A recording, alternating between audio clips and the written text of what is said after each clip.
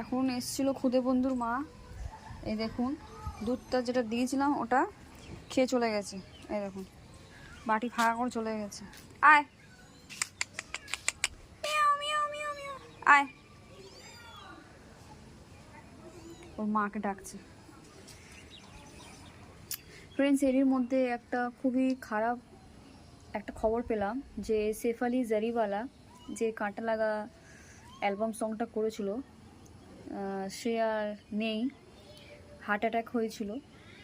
News দেখছিলাম মোবাইলে, তাতেই দেখলাম।